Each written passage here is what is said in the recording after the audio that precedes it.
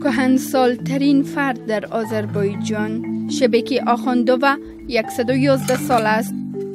او در خانه خود در شهر لانکرین زندگی می کند و تا هنوز هم برای خودش غذا درست می کند.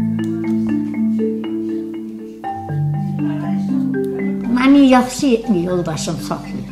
شوهرم همیشه از من مراقبت می کرد و من خوب غذا می خوردم. زمانی که دیگران غذا نداشتند من همیشه غذا داشتم.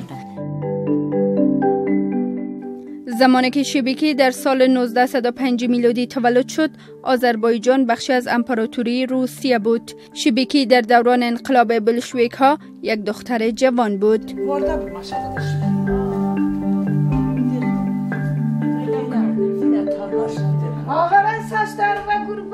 بسیار دوستت دارم مادر.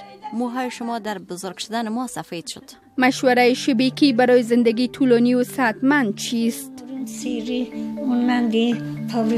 راز زندگی طولانی و صحتمندی این است که سیگرت نکشید و شراب ننوشید، غیبت نکنید، در مورد دیگران صحبت نکنید، واقعا از دیگران حسادت نکنید و برای خود زندگی کنید.